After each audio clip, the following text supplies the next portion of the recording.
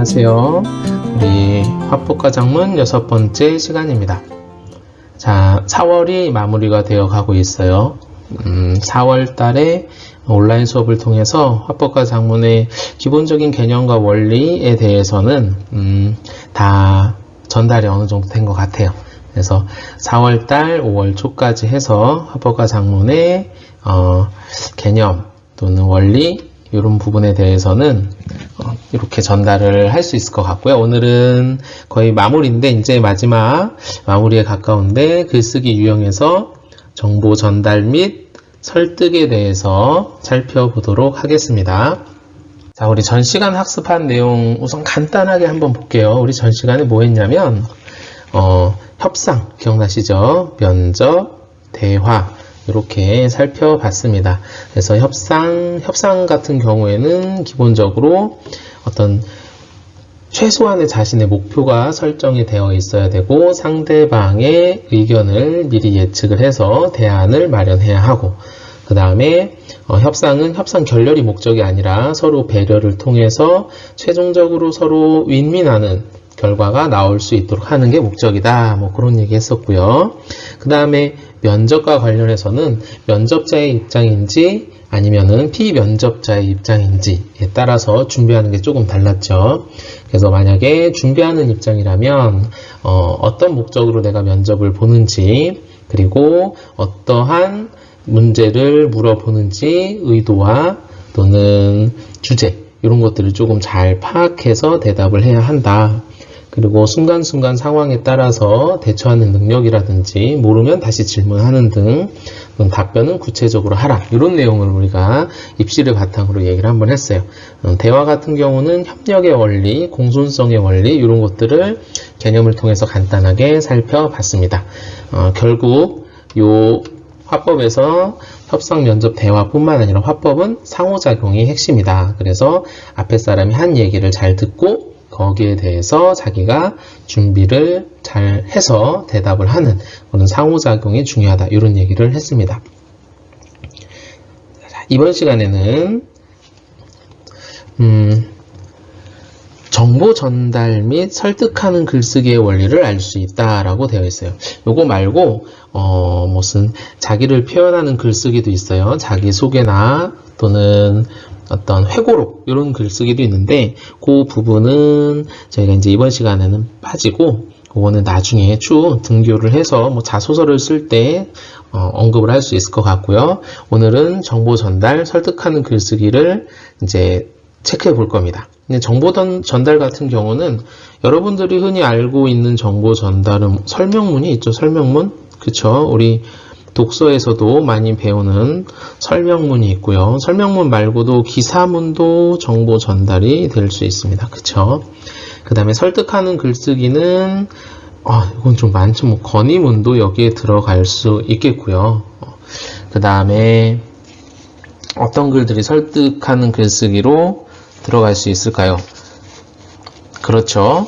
물건을 팔아야 되는 거예요. 그쵸? 광고문도 여기에 들어갈 수 있겠죠.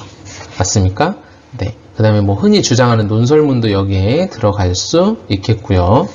뭐 우리 나중에 간단하게 살펴보겠지만 비평하는 것도 어떻게 보면 설득하는 글쓰기에 들어갑니다. 네. 이런 내용들의 어떤 기본적인 특징, 그 다음에 표현 전략을 간단하게 살펴보도록 하겠습니다. 자, 그러면 우선은 내용 조직, 내용 전개 방법 이런 것들은 또 어떤 것들이 있는지 그거 살펴보도록 할게요. 자, 우리 정보 속성에 따른 내용 조직해서 선생님이 간단하게 표를 만들어 놨는데 한번 보겠습니다. 어떠한 정보를 어떻게 전달하느냐에 따라서 내용 조직의 선택이 굉장히 중요해요. 그래서 그 내용 조직을 어떤 식으로 하느냐에 따라서 그 정보를 잘 전달할 수 있게 되는 거죠. 자, 우리 첫 번째 선생님 빈칸으로 지금 놨는데 서로 대등한 관계에 있는 정보를 늘어놓는 방법이 있어요. 여러 가지 정보를 늘어놓는 거죠. 어떤 게 이걸 뭐라고 할까요? 네, 맞습니다. 이거를 나열 구조라고 합니다. 자, 이거는 이런 정보도 있고 이런 정보도 있고 이런 정보도 있다라는 거예요. 우리가 여행을 갈 때 기차를 타고 가는 정보도 있고, 버스를 타고 가는 정보, 걷는 거, 자전거 등등등. 그래서 여행의 종류에 따라서 이렇게 나열식으로 구조를 할 수도 있다. 뭐 이렇게 생각할 수 있겠고요. 그다음 두 번째는 순서 구조라고 되어 있는데, 이거는 뭐냐면 연속적인 상태 변화나 움직임에 관한 정보를 전달하는 것이라고 되어 있어요. 자, 연속적인 상태 변화나 움직임에 관한 정보.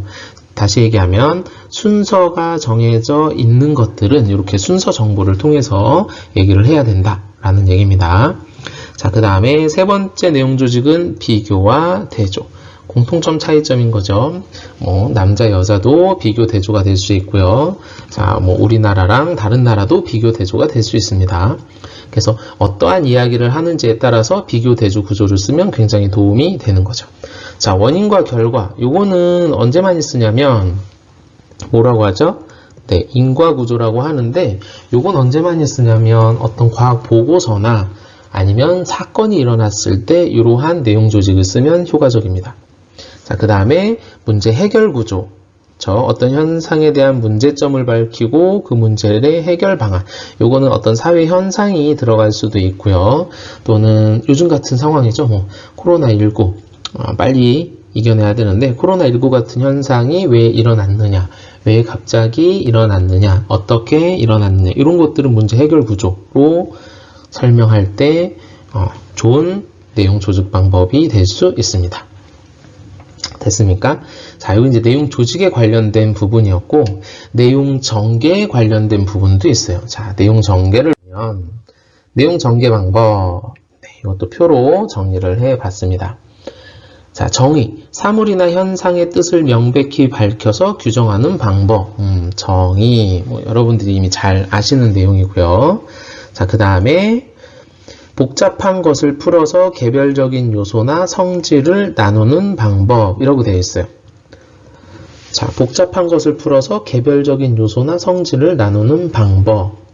풀어서, 네, 요거는 분석. 요게 분석에 들어갑니다. 자, 컴퓨터를 분석해봐라? 그럼 컴퓨터 푸시면 됩니다. 조각조각 잘라내면 돼요. 네, 그래서 본체도 있고 모니터도 있고 키보드도 있고, 본체는 또 풀어서 뭐가 있고 뭐가 있고 이렇게 가면 되고요. 자, 분류는 대상들을 어떤 기준에 따라서 구분하여 나누는 방법. 이건 언제 쓰면 좋냐면, 여러분들 마트 생각하시면 돼요. 마트 생각하시면 실내용품, 가정용품, 그 다음에 욕실용품, 자동차용품, 옷, 의류, 스포츠 이렇게 나누어 놓는 걸 분류라고 합니다. 자, 그리고 여러분들이 가장 많이 하는 거, 그림 그리는 듯이 묘사, 어렵지 않고요. 사물이나 현상이 되어가는 경로를 밝히는 것, 요거는 이제 우리가 과정이라고 합니다. 요거는 언제 많이 쓰냐면, 요것도 과학 어떤 보고서 쓸 때 많이 나오는데, 사물이나 현상이 되어가는 경로니까 예를 들면 올챙이가 개구리가 되는 건 과정이 되겠죠. 그쵸? 과정이 되는, 그걸 분류로 하지는 않죠. 우리가 정의를 내리지도 않고. 그래서 어떠한 소재를 어떻게 쓸 거냐, 어떤 내용 전개 방법으로 쓸 거냐를 잘 골라서 이렇게 연결시켜야 좋은 글쓰기가 될 수 있다. 이렇게 생각하시면 됩니다. 되셨습니까? 자, 그러면 우리 기사문에 대해서 한번 살펴볼게요. 기사문은 여러분들이 꼭 배웠는데 확실하게 알아두기 위해서 한 번쯤 정리를 해봐야 될 것 같아서 선생님이 가져왔어요. 자, 기사문 말 그대로 신문 기사죠. 어렵지 않고요. 기사문의 기본적인 용어들이 있어요. 구성이기도 한데, 표제, 전문, 본문. 헷갈리는 거 뭐냐면, 요거는 헷갈리지 않으세요. 요게 여러분들이 잘 헷갈리지 않는데, 요거는 기사문의 제목이라고 해서 금방 이해를 하는 것 같고요. 전문이 뭐냐면, 요거 볼게요. 전문은 기사의 내용을 요약하기 위해서, 자, 기사의 내용을 요약하여 제시하는 부분으로 이렇게 되어 있어요. 그쵸? 이건 무슨 말이냐? 전체 기사의 핵심 내용에 해당하는 부문, 전문만 읽더라도 기사의 내용을 파악할 수 있고, 이렇게 돼. 제목이라는 다른 거예요. 제목에 어떤 제목을 풀어서 쓴 게 전문이고 본문을 요약한 게 전문이다. 이렇게 생각하시면 돼요. 내용을 요약한 거예요. 요거는. 자, 본문이 뭐냐면 자세하게 풀어 쓴 부분. 그래서 여러분들이 아마 모바일, 휴대폰을 통해서 기사문을 접근할 때 대부분 보는 것은 아마 이 부분일 거예요. 표제, 제목을 먼저 보시게 될 겁니다. 아니면 조금 더 나왔다라고 하면 제목에서 전문 정도. 근데 대부분 표제를 많이 보죠. 이해되셨나요? 예, 그래서 표제와 전문과 본문의 기본적인 용어의 개념과 특징이 뭔지 알아두면 좋을 것 같아요. 기사문 같은 경우는 이렇게 접근하고 우리 과제에서도 내줬으니까 그때 한번 다시 보도록 할게요. 자, 그 다음에 요거를 한번 집어넣어 봤어요. 뭐냐면 논증의 유형이라고 선생님이 따로 이렇게 빼놨는데 이번 시간에 이제 정보 전달이랑 설득을 같이 하다 보니까 여기 약간 이렇게 섞였어요. 자, 논증은 정보 전달은 아니죠. 얘는 그렇죠. 얘는 설득하는 글쓰기에 해당하는 겁니다. 설득하는 글쓰기. 자, 논증의 유형이라고 돼 있는데 설득을 하려면 논리적인 증명을 해야 돼요. 논리적인 증명을 하기 위한 방법이 3가지 정도 있어요. 자, 빈칸이 하나 있는데 아마 금방 알아낼 수 있을 것 같아요. 우선은 연역적 논증이라고 되어 있죠. 연역적 논증. 자, 연역적 논증은 이렇게 생각하시면 되죠. 아주 대표적인 건데 일반적인 사실이나 법칙을 전제로 하여 특수한 사실을 결론으로 이끌어내는 논증 방법이다. 이렇게 되어 있어요. 자, 일반적인 사실이나 법칙을 전제로 라고 되어 있죠. 그래서 대전제가 있어요. 전제가 있어야 됩니다. 전제를 통해서 구체적인 결론을 이끌어내는 것. 여러분들이 가장 많이 아는 게 3단 논법입니다. 여기 나와 있듯이. 그쵸? 모든 인간은 죽는다. 소크라테스는 인간이다. 그러므로 소크라테스는 죽는다. 이러면 연역적 논증이 됩니다. 자, 두 번째, 구체적인 사례나 사실을 전제로 여기서 보편적인 법칙이나 원칙을 결론으로 이끌어내는 거예요. 여기서 핵심은 구체적인 사례나 사실이에요. 됐습니까? 이걸 뭐라고 하냐면 그렇죠. 많이 들어봤죠? 귀납적 논증이라고 합니다. 자, 요거는 아주 구체적인 사실들이 모여서 맨 마지막에 결론이 나오는 거예요. 뭐 가장 예를 들면 이렇게 되는 거죠. 소크라테스도 사람인데 소크라테스도 죽었어요. 아리스토텔레스도 죽었어요. 공자도 죽었어요. 그런데 그 사람들은 다 사람이었어요. 아, 그러니까 사람은 죽는구나. 이렇게 되는 게 귀납적 논증이에요. 됐나요? 예, 귀납적 논증입니다. 뭐 예를 들어서 까치도 날개가 있어서 날고 모도 날개가 있어서 날고 모도 날개가 있어서 날아요. 그러면 날개가 있으면 다 날 수도 있구나. 이렇게 생각하는 거예요. 귀납적 논증 되셨나요?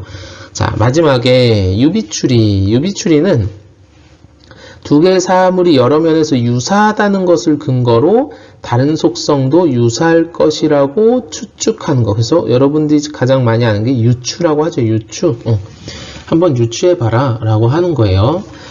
예를 들어서 A가 C로 갔더니 가가 됐다 이렇게 나오면 이걸 가지고 유추를 할 수 있는 거예요. B가 C로 갔으니 C로 갔어? 그러면 얘도 가로 가지 않을까? 이렇게 얘기하는 거죠. 어떤 면이 이렇게 유사한 면이 있기 때문에 아마 얘도 이럴 것이다 라고 생각하는 거. 이걸 유추라고 생각하면 됩니다. 그러면 어떤 상황에서 연역적 논증을 쓰고 어떤 상황에서 귀납적 논증을 쓰는지 이런 것들에 따라서 글쓰기를 논증 유형을 선택을 하면 되는 거예요. 되셨죠? 네. 그래서 이제 뭐 부모님들이나 여러분들이 친구들이랑 대화를 할 때는 내가 저 친구 봤는데 저 친구도 뭐 어디 가서 어떤 운동을 했더니 몸이 굉장히 건강해졌더라. 또 이 친구도 거기 가서 저 운동을 했더니 몸이 굉장히 건강해졌어요. 그래서 저도 저쪽에 가서 저런 운동을 하면 몸이 건강해질 거예요. 라고 얘기하는 거죠. 그거 이제 기납적 논증. 이런 식으로. 그쵸? 이렇게 논증의 유형에 따라서 글쓰기를 선택을 할 수 있다라는 거. 그리고 이런 용어들 기억해 두시면 좋을 것 같습니다. 자, 마지막으로 글쓰기 유형에 따라서 어떤 식의 표현을 하면 전략적으로 훌륭한 표현이 될 수 있는지 표를 볼게요.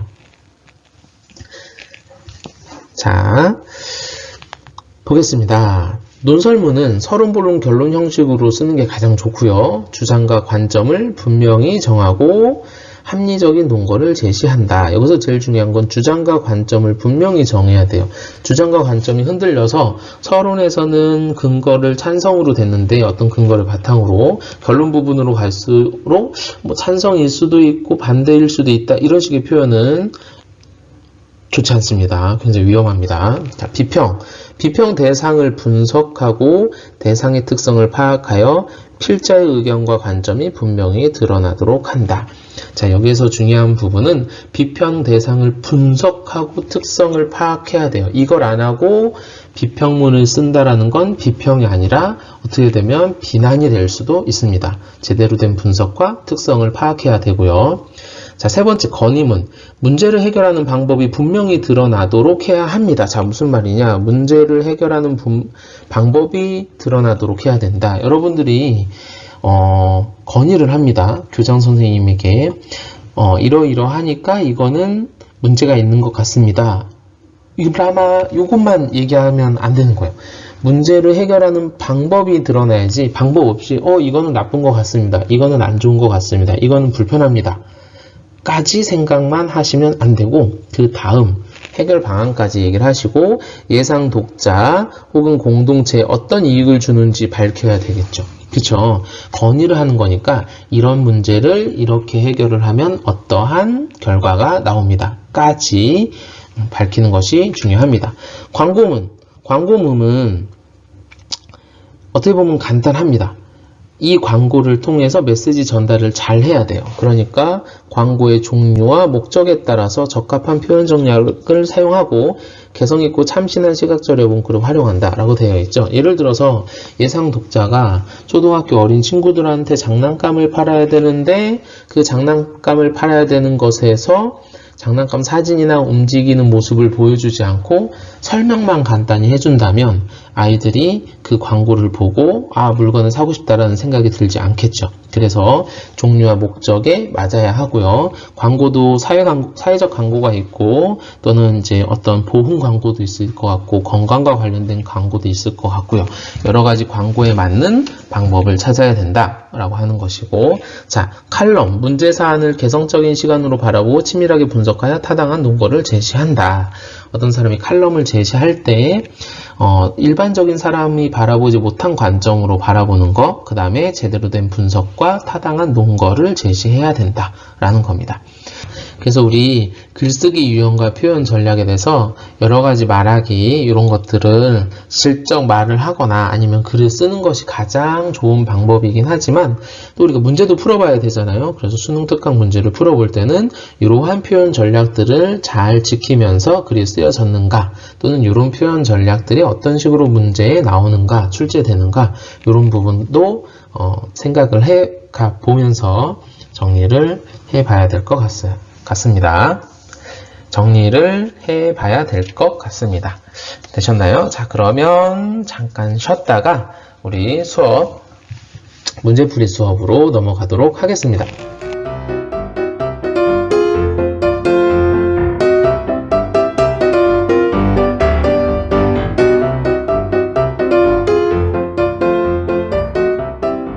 네, 우리 간단히 정리를 했고 화법과 작문 2강부터 수능 특강 문제를 풀어보도록 하겠습니다. 자, 2강 48쪽이고요. 48쪽 내용을 보면 여기 이제 선포식이라는 표현이 나와요. 올해 우리 마을 도서 선포식을 축하하는 그렇죠. 핵심은 식사문이다 라고 되어 있습니다. 식사문. 자, 식사문이 뭐냐면 어떤 행사 있죠? 식에서 그 식이 어떻게 이루어졌는지 식사문을 얘기할 때는 어떤 목적으로 이런 행사가 이루어졌는지, 그 다음에 의도가 뭔지, 어떤 의미를 지니고 있는지, 이런 내용들을 중점적으로 얘기를 해줘야 됩니다. 식사문을 얘기할 때는. 그래서 내용 보시면 아시겠지만 우리 마을 도서 선포식에 참석해 주신 사람들을 안내하고 우리 마을 도서를 선정을 어떻게 했고 어떻게 운영을 할 건지, 어떤 행사를 준비하고 있는지, 그리고 이러한 행사를 왜 만들었는지에 대한 내용이 잘 들어 있습니다. 이런 것들을, 이런 형식의 글쓰기를 식사문이라고 합니다. 자, 선생님 방금 전체적인 내용을 한번 얘기는 했는데 우선은 문제를 또 한번 살펴볼게요. 자, 다음 쪽의 문제를 보면 이렇게 나옵니다. 위 식사문에 나타난 글쓰기 전략. 자, 이제 여러분들이 선생님이랑 화법과 작문, 발문을 계속 봐서 알겠지만 문제 유형이 거의 비슷하죠. 그래서 글쓰기 전략을 물어봤어요. 자, 식사문에서 글쓰기 전략 어떤 게 있을까? 이렇게 해서 물어봤고 우리는 한번 선택지를 간단히 살펴볼게요. 여러분들이 먼저 한번 체크를 먼저 해보시고, 자, 선생님이랑 같이 보면 1번 행사와 관련된 질문을 던지면서, 그쵸? 질문을 던지면 자연스럽게 청중의 관심을 유도하는 형식이, 기능이 있겠죠. 자, 그 다음에 두 번째, 담화 표지를 사용하여서 청중의 이해를 돕는다. 자, 여기에서 여러분들이 이제 한 물음표가 돼서 담화 표지가 뭘까? 자, 요거는 알아둬야 될 것 같아요. 뭐냐면 담화 표지라고 하는 것을 모르면 이 문제를 풀 수가 없습니다. 그쵸? 담화 표지는 이야기를 할 때 표지라고 하는 것은 이렇게 생각하시면 돼요.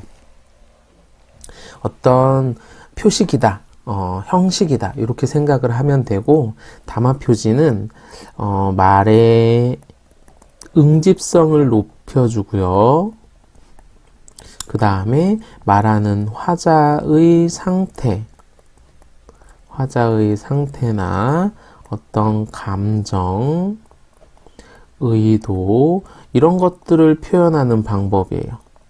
자, 이렇게만 알고 있으면 정확하게 또 이해가 안 될 수 있어요. 그래서 예를 들면 담화 표지라고 하는 건 다시 말하면 앞으로 이런 식의 말이에요. 방금 선생님이 말한 게, 자,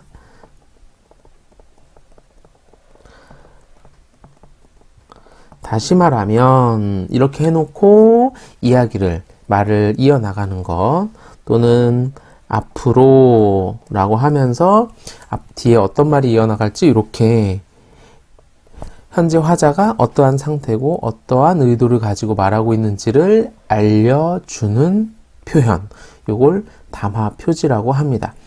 다시 말하면이나 앞으로 말고 다른 것들도 굉장히 많겠죠. 여기 지문을 보면 나오니까 그건 이따가 문제를 설명하면서 다시 한번 짚어볼게요. 자, 그 다음에 3번은 행사를 준비하는 과정에서 어려움을 설명하며 행사의 의미를 강조한다. 준비하는 과정을 설명한다고 했고, 4번은 왜 이 행사가 개최되는 날이 특정일로 정해졌는지 계기를 밝힌다. 자, 5번은 행사에 참여한 청중에게 덕담을 건네며 마무리 발언을 한다. 이렇게 되어 있어요.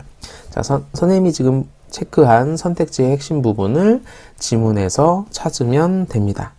내용, 글쓰기 전략 문제는 계속 우리가 반복적으로 보고 있지만 대응시키면서 문제를 푸시면 돼요. 자, 5번 문제 볼게요. 5번 문제는 다음은 기억을 홍보하기 위해서 모모 도서관에서 제작한 안내문 초고이다. 윗글을 고려하여 여기 보시면 A와 E 중에서 수정되어야 할 것은 이라고 나와 있어요. 자, 기억을 홍보하기 위해서 라고 했는데 기억 홍보가 보니까 독서 행사라고 되어 있네요. 지문에. 독서 행사를 홍보하기 위해서 A 중 수정되어야 할 것은, 자, 그러면 A랑 B, C, D, E 중에서 지문에 나와 있는 식사문의 초고와 내용이 연결이 안 된 부분을 찾으면 그게 수정해야 될 부분이겠죠. 그쵸? 네, 그 부분 찾으면 됩니다. 자, 그 다음에 6번 문제. 다음은 선포식을 준비하는 과정에서 나눈 대화 내용이다. 대화 내용을 반영하여, 자, 뭐가 나왔어요? 반영하여 식사문을 작성했다고 할 때 A 부분에 들어갈 내용으로 가장 적절한 것은 해놓고 뭐가 나왔죠? 그쵸, 대화 내용이 나왔습니다. 그러면 A 부분에 들어갈 내용은, 그렇죠, 이 대화 내용이 뭐 해야 돼요? 반영되어 있어야 합니다. 그래서 요 문제는 요 대화 내용이 들어가 있는지 들어가 있지 않은지만 확인하고 답을 찾을 수 있어요. 됐습니까? 자, 그러면 여러분들 지문을 한번 읽어보시고요. 자, 읽어봤다라는 전제하에 다시 문제를 간단하게 살펴보겠습니다. 자,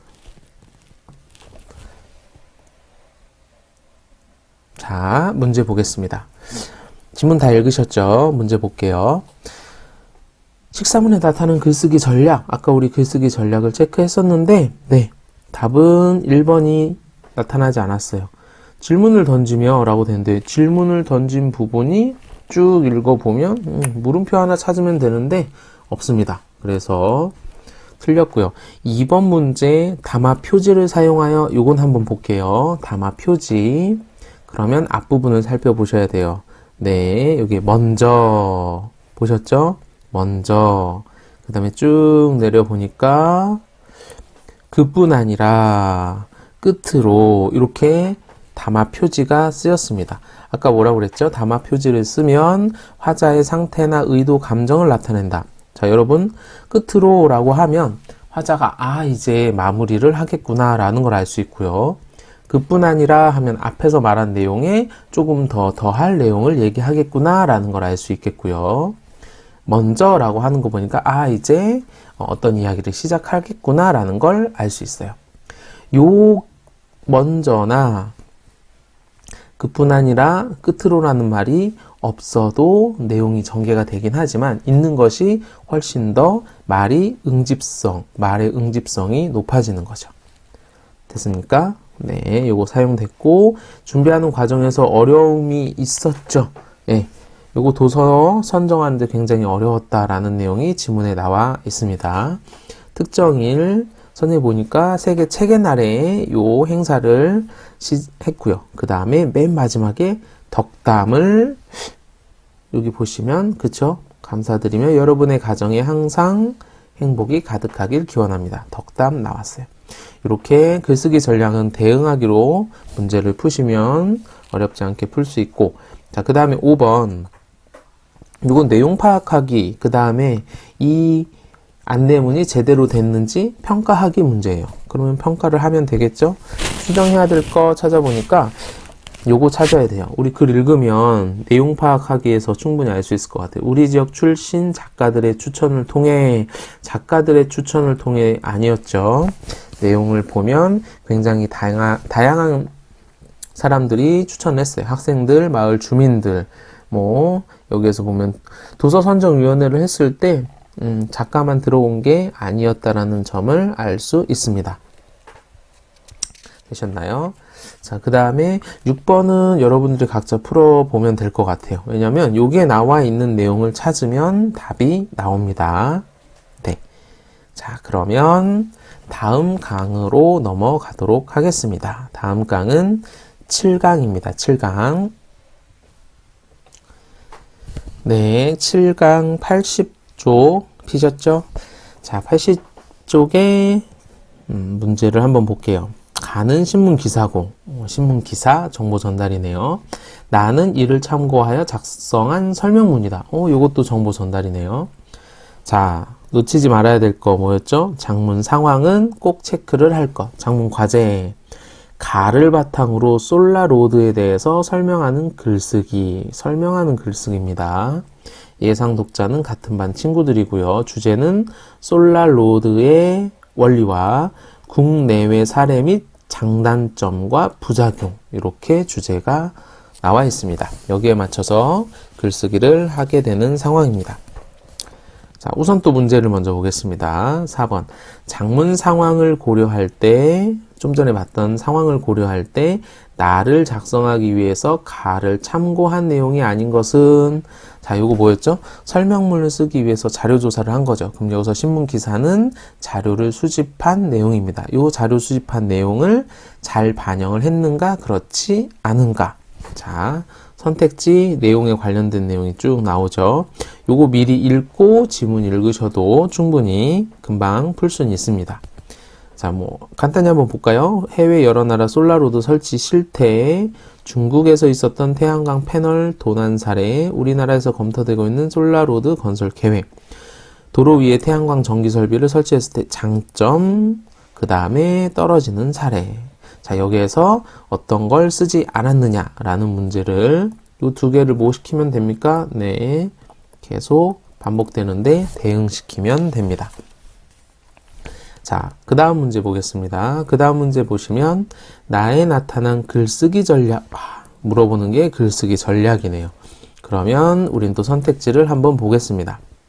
설명 대상이 지닌 장단점을 구분할 것, 동일 대상에 대해서 용어 통일을 하자, 설명 대상에 대한 이해를 높이기 위해서 시각 자료를 활용을 합시다. 그 다음에 네 번째, 신뢰성을 높이기 위해 설명 대상 관련 통계 자료를 활용하였다. 그 다음에 다섯 번째, 설명 대상에 대한 상반된 견해, 전문가들의 견해 인용.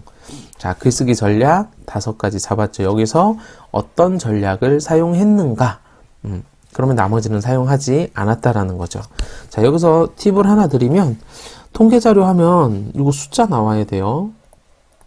그림 자료 하면, 시각 자료 하면, 그쵸, 당연히 그림이 나와야 됩니다. 요 내용은 읽어봐야 알아야 될 것 같고, 전문가 인용은 금방 찾을 수 있죠. 그쵸? 자, 그 다음에 6번 문제. 보기는 나의 내용을 보강하기 위해 찾은 자료이다. 설명문 할 때 이렇게 자료 보강하니까요. 이 자료를 찾기 위해 필자가 떠올렸을 질문으로 가장 적절한 것은 인 거예요. 그러니까 이 자료를 왜 찾았는가예요. 왜? 이거 왜 찾았을까? 그럼 어떤 질문 때문에 찾았겠죠. 그쵸? 그러면 내용을 보시면 충분히 알 수 있을 것 같아요. 팁을 하나 드리면 얘는 보기 내용만 읽어도 답을 충분히 찾을 수 있을 거예요. 자, 보기 내용 거꾸로 한번 볼게요. 태양광 패널로 도로를 만드는 솔라로드는 도로 표층, 전자층, 베이스층 3개 층으로 구성이 된다. 도로 표층은 어쩌고저쩌고, 그쵸? 전자층은 어떻게? 베이스층은 이런 역할을 한다. 자, 센스가 있으면 금방 찾으실 거예요. 아니죠, 5번.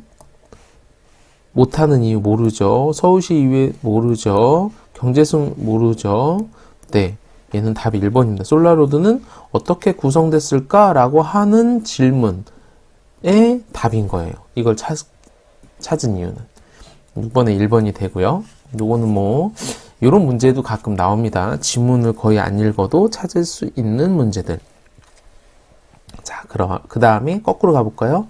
5번 문제를 살펴볼게요. 지문 읽었다라는 전제하에 살펴보면 나에 나타난 글쓰기 전략이라고 되어 있어요. 자, 그러면 나를 한번 볼게요. 직접 글쓰기 전략.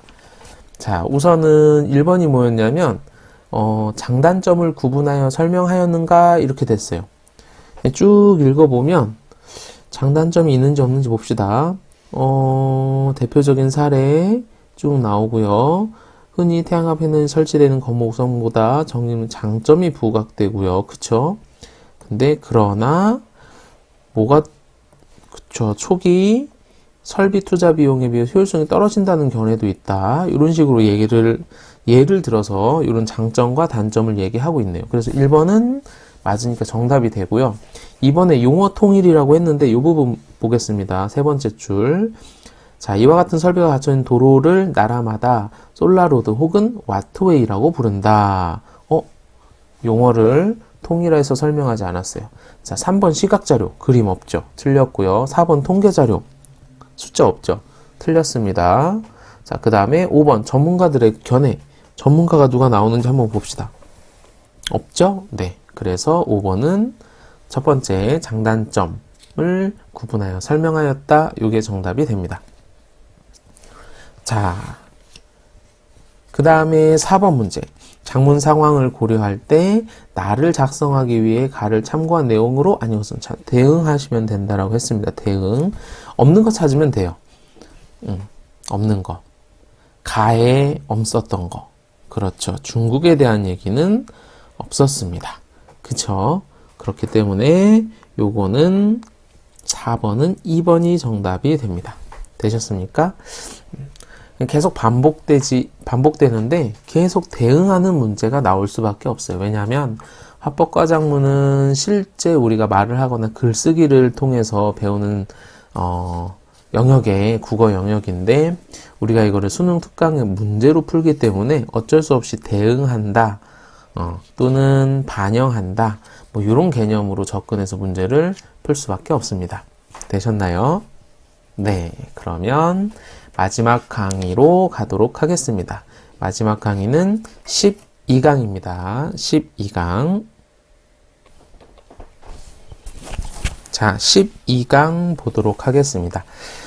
12강은 신문 기사문을 작성하기 위한 과정이네요. 그쵸? 그래서 가는 학생이 기사문을 작성하기 위해서 생각해 둔 것이고 나는 실제 기사문을 쓴 내용입니다. 자, 우리 기사문 표제, 전문, 본문 기억나시죠? 표제 핵심적인 내용을 제목처럼 요약해 놓은 거고 전문은 전체 내용을 간략하게 요약, 본문은 실제 기사 내용이다. 이렇게 정리를 한번 했습니다. 문제를 이렇게 대충 알 수 있을 것 같아요. 아마 학생 생각, 기억, 니은, 디귿, 리을, 미음이 여기에 반영이 됐는가 안 됐는가 요거 문제 나올 것 같아요. 그쵸? 그게 4번 문제, 초고에 반영되지 않은 문제. 자, 그러면 기억 내용, 니은 내용 찾아서 확인해보면 됩니다. 맞습니까? 네. 자, 그 다음에 5번은, 자, 5번 문제 보면 아주 간단하게 나왔어요. 어떻게 나왔어요? 글쓰기 방법. 자, 그러면 또 체크해볼까요? 자, 현장 방문을 통해 보고 들은 사실이나 정보를 전달하는 현장 방문을 통해 2번 볼게요. 논란이 되는 사항을 기사로 전달하면 공정성의 원칙을 준수하고 있다. 3번 어떤 주제에 대한 연구 결과를 정리하여 어떤 주제는 연구 결과를 정리하여 4번 사안에 대한 다양한 시각을 제시하여 객관적 태도 5번 사실의 진실성을 파악한 뒤 그 사실을 평가하고 자 됐습니까? 자 이렇게 체크를 할 수 있고요. 자, 그 다음에 6번 보기를 참고하여 나를 고쳐 쓴다 라고 되어 있어요. 보기를 참고하여 나를 고쳐 쓴다. 이건 이제 고쳐쓰기랑 관련이 되는데 고쳐쓰기에 대한 거는 그 다음 시간에 선생님이 다른 선생님이 아주 잘 설명을 해 주실 겁니다. 자, 그런데 이것도 이제 같이 보기는 할게요. 보기를 참고하여 나를 고쳤을 때 그 계획으로 적절하지 않은 것은 자 그러면 신문 부장의 의견을 바탕으로 기사문을 수정하겠죠. 그럴 필요 없는 거 잘못 계획한 거 찾으라는 얘기입니다. 자 4번 문제는 뭐 이건 찾으시면 돼요. 찾으면 없는 거 있습니다. 학생들이 요구한 우리 학교 도서관의 개선사항 뭐 요 내용 안 나옵니다. 그러니까 1번이 정답이 돼요. 기사문 내용을 보면 도서관이 바뀌었대요. 다양하게 눕고 앉고 만화책도 읽을 수 있고 편안하게 볼 수 있는 도서관으로 바꿨다라는 점, 서가를 주제별로 바꿨다라고 하는 점, 3월 달에는 3.1운동에 관련된 책들을 쭉 전시를 해놨다, 콘텐츠를 묶었다 이런 내용들이 기사문에 나와 있습니다. 네. 5번 보시면 나의 글쓰기 방법에 대한 설명으로 가장 적절한 것 이렇게 되어 있죠. 자, 나의 내용을 보면 직접 현장에 가서 지금 상황을 체크하고 있어요. 도서관의 상황을. 그러니까 1번이 정답이 되겠네요. 나머지는 연구 결과 안 나왔고 다양한 시각 나오지 않았어요. 사실의 진실성, 이건 지금 진실성이랑은 상관이 없죠. 옳고 그름 문제, 참과 거짓 이런 것들이 아니기 때문에 논란이 되는 사항 아니죠. 그러니까 여기에서는 1번이 정답이 되겠네요. 자, 그 다음에 6번 보겠습니다. 보기를 참고하여 나를 고쳐 쓴다고 할 때였죠. 신문 부장의 의견이 어떤 의견이 있는지 한번 볼게요. 자, 하나씩 보겠습니다. 표제는 중심 소재를 담고 있어야 하는데 지금의 표제는 도서관이 바뀐 모습이 잘 안 드러나고 있다라는 얘기 지적 하나 했죠. 자, 지적 하나 했습니다.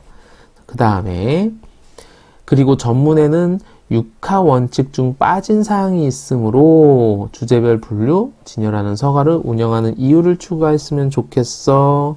자, 두 번째 지적했고요. 자, 세 번째, 방금 사서 선생님께 연락이 왔는데 학교 사정상 낭독회는 수요일이 아니라 매주 금요일에 열린다고 합니다. 정보가 하나 바뀌었네요. 그쵸?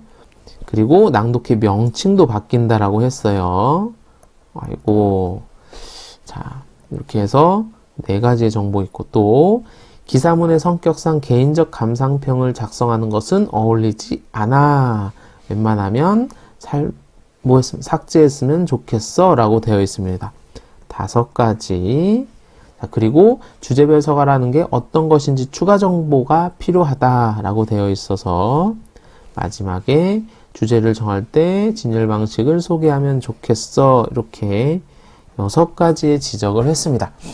신문 부장이 굉장히 깐깐하네요. 자, 적절하지 않은 걸 찾아라 라고 하면 우선은 요 내용들을 대응해서 바꿔야 되는 거죠.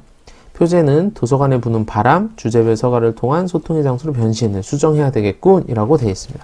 자, 여기서 중요한 건 여기서 표제를 수정하라고 해서 여기서 표제 수정했네? 그러면 맞네? 이게 1차적인 거고 2차적인 건 그 표제에 뭐도 맞아야 돼요. 그렇죠. 내용도 맞아야 됩니다. 맞습니까? 자, 2번. 전문은 조용히 책을 읽거나 공부하는 자소가 되기 위한 내용을 추가해야 되겠다라고 되어 있는데, 자, 조용히 책을 읽거나 공부하는 장소가 되기 위해라는 게 내용이 틀렸죠. 지금 이런 도서관을 새롭게 바꿨기 때문에. 그래서 정답은 2번이 되고요. 이어서 3번 보겠습니다. 본문의 둘째 문단에 있는 수요낭독회는 금요낭독회로 고쳐야 되겠군. 고쳐야죠. 금요일에 열린다라는 정보가 났으니까 맞고요. 그쵸? 4번. 독립운동하며 의뢰 남성 독립운동가들만 떠올리던 나의 편견을 깨는 책이었기 때문에 너무나 감명 깊게 읽은 책이던 삭제. 그쵸? 개인의 감상평 삭제. 반영이 됐네요. 자, 5번. 본문의 셋째 문단에 주제별 서가란 학생들의 관심을 끌만한 주제를 선정한 다음 그에 맞는 책들을 다양한 학문 분야에 수집해 한 자리에 진열한 책 선반을 말한다는 내용을 추가? 그렇죠. 진열 방식을 설명했기 때문에 5번도 맞습니다. 자, 우리가 이번 시간에도 이렇게 총 9문제를 살펴봤고요. 장문 같은 경우에는 기본적으로 정보 전달과 설득이 있는데 문제를 풀 때는 굉장히 비슷한 유형으로 되어 있어서 솔직히 유형을 파악하는 데는 그렇게 큰 어려움은 없습니다. 여러분들이 차근차근 하나씩 대응시켜 나간다면 어렵지 않게 풀 수 있을 것 같습니다. 자, 수고하셨습니다.